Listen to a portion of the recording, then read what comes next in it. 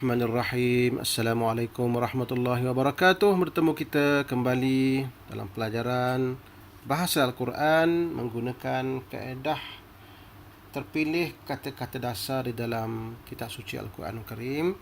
Jadi kita hari ini akan memasuki pelajaran yang ketiga kaedah terpilih, iaitu corak. Kita akan mengetahui atau mengenali corak kata kerja.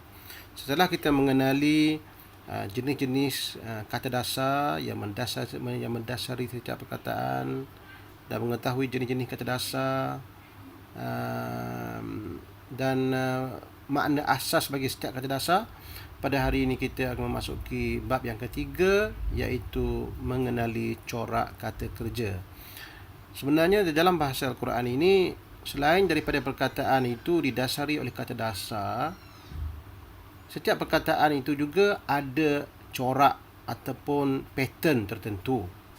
Dengan mengetahui pattern ataupun corak, atau kita kenali di dalam pelajaran kita ini sebagai wazan ini, dengan mudah sekali pelajar-pelajar bahasa Arab atau orang yang nak belajar bahasa Arab ini akan dapat mengetahui makna dan menentukan makna-makna di dalam bahasa Al-Quran. Baik, kita mulakan dulu. Baik, pertama sekali ialah apa yang dimaksud dengan corak kata kerja di sini. Corak kata kerja di sini adalah bentuk ataupun pattern kata kerja. Oleh kerana kata kerja, di antara perkataan kata kerja ataupun kita kenali sebagai verb dalam bahasa Inggerisnya verb, kata kerja ini dia mempunyai pattern yang agak stabil di dalam bahasa Arab. Dan sebab itulah kita mulakan dengan mempelajari pattern ataupun corak kata kerja. Kerana kata kerja dia mempunyai pattern yang agak standard dan mudah difahami, dan ia bagaikan CV. Kalau orang belajar matematik, bagi CV lah, dan formula yang membantu kita mengenali ataupun mengetahui atau menentukan makna setiap perkataan. Baik, kita mulakan insya-Allah. Dalam buku teks, sila rujuk dalam muka surat 9 ya. Buku teks muka surat 9, kaedah nombor 3 buku teks kita insya-Allah. Baik.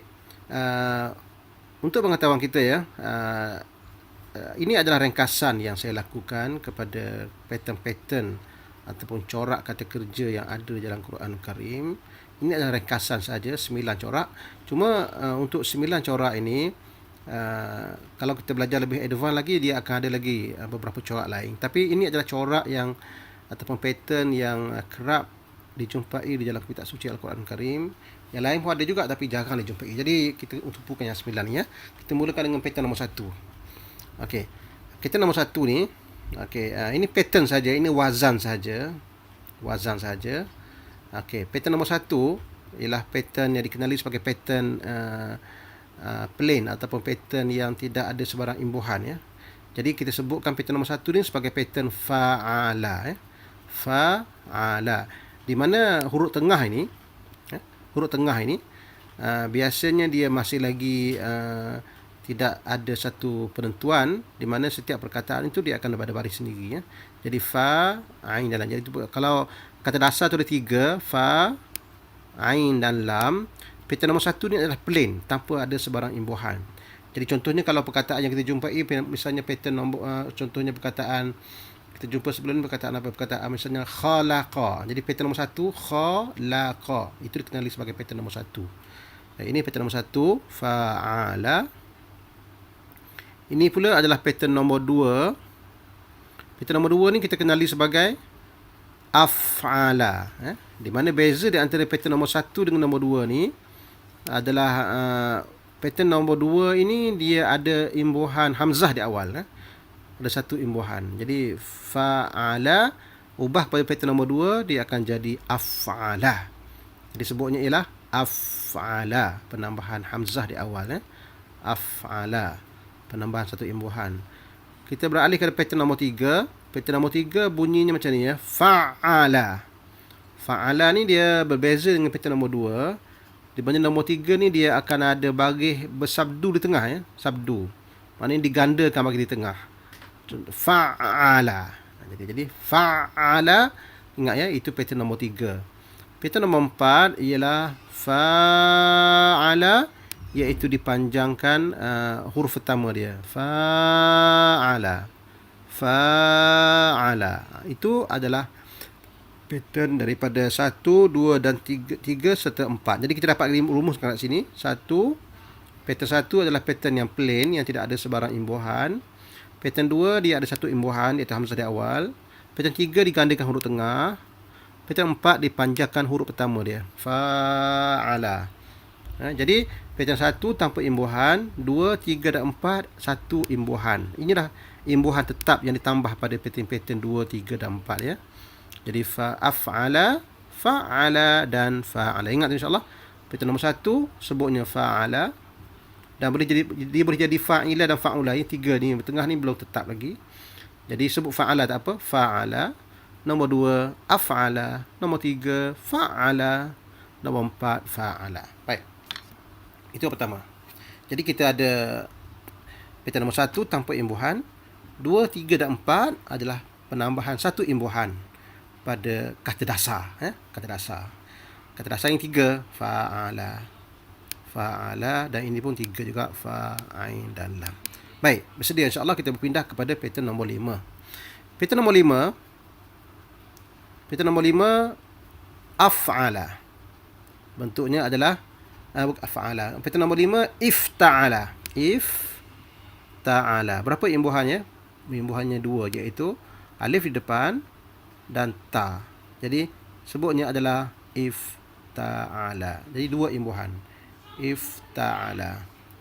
Baik, seterusnya pattern nombor 6 infa'ala. 2 imbuhan iaitu alif dan nun. Infa'ala ke atas kata dasar fa'ala. Jadi infa'ala penambahan alif dan nun. Dan nombor 7 tafa'ala. Tafa'ala penambahan ta dan alif menjadi 2 imbuhan. Jadi tafa'ala kata dasarnya fa'ala. Dan nombor 8 tafa'ala iaitu ta ni satu lagi ya. Ta ni kata dasar, ta ni adalah imbuhan juga. Tafa'ala daripada kata dasar fa'ala menjadi tafa'ala. Silap sikit ni, patutnya ta ni dikalakan dari tafa'ala ya.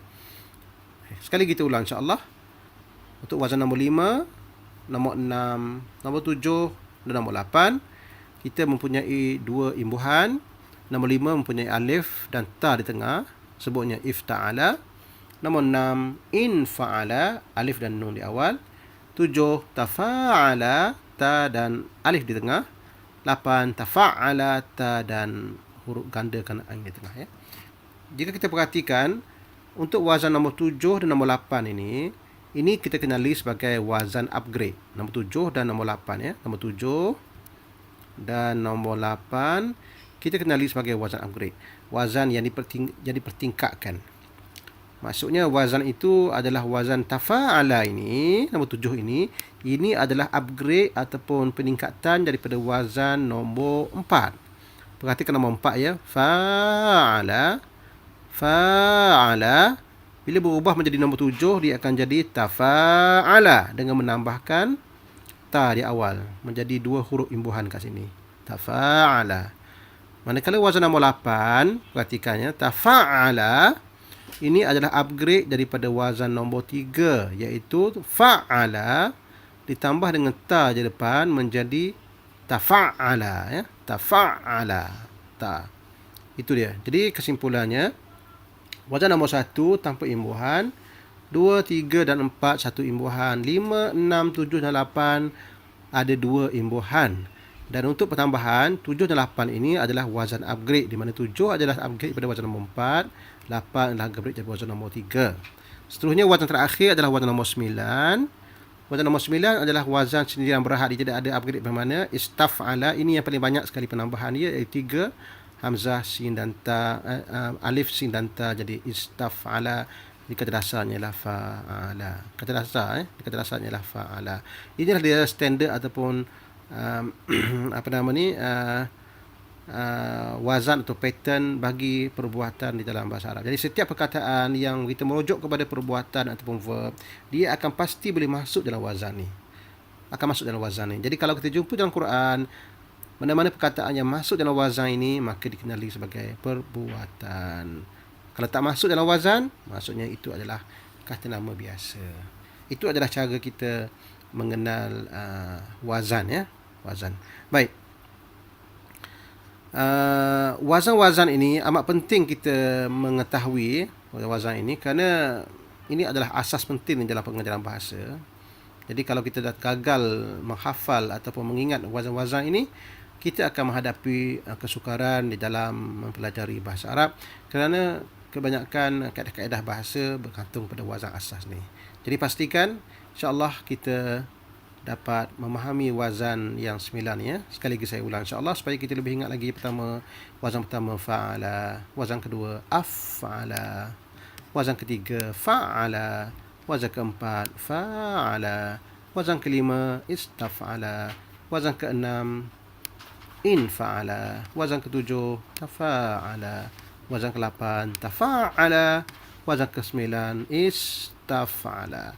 Untuk memudahkan kita mengingat insya-Allah, cuba buat latihan dalam muka surat berapa ya? Muka surat 8 ya. Muka surat 8 ada sikit latihan. Ini dia wazan yang saya masukkan, iaitu wazan adalah 9 wazan, iaitu wazan fa'ala, nombor 1 af'ala, nombor 2 fa'ala, nombor 3 fa'ala, nombor 4 ifta'ala, nombor 5 infa'ala, nombor 6 tafa'ala, nombor 7 tafa'ala, nombor 8 istafa'ala, nombor 9, dan cuba masukkan huruf imbuhan ya. Contohnya kalau wazan nombor 1 fa'ala ini tanpa imbuhan, tidak ada imbuhan langsung ya. Af'ala ada imbuhan apa? Betul, satu imbuhan iaitu hamzah. Hamzah ya. Jadi ada imbuhan hamzah kat situ. Hamzah. Okey, baik. Fa'ala ada imbuhan sabdu.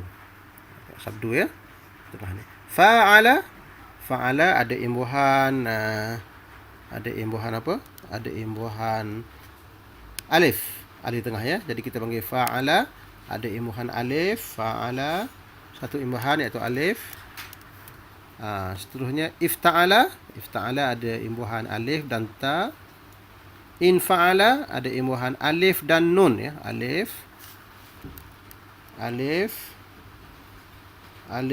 nun. Alif dan nun.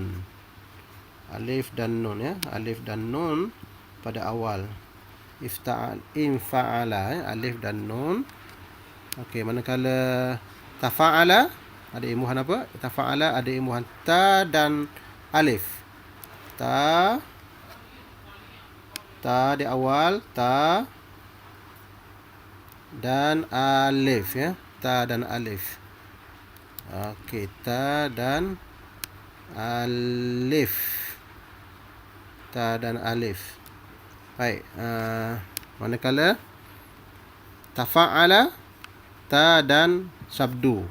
Ta dan sabdu ya. Ta dan sabdu, ta dan syaddah. Kita panggil syaddah ya. Sabdu insya-Allah. Ta dan syaddah. Syaddah, tandanya syaddah.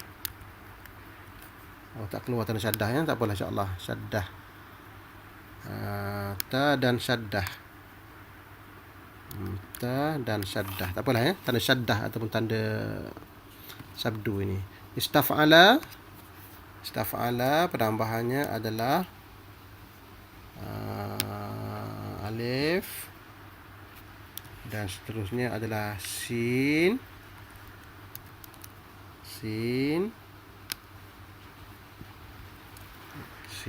dan juga ta.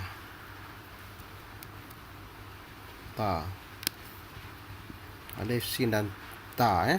Alif, sin dan ta. Jadi itu saja insya-Allah pelajaran kita hari ini. Jadi kena ingat insya-Allah dia punya wazan ataupun pattern bagi perbuatan ada 9 pattern. Fa'ala, af'ala, fa'ala, fa'ala, iftaf'ala, ifta'ala, infa'ala, tafa'ala, tafa'ala dan istaf'ala.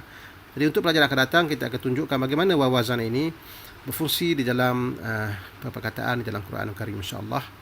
Jadi cukup untuk hari ini. Assalamualaikum warahmatullahi wabarakatuh.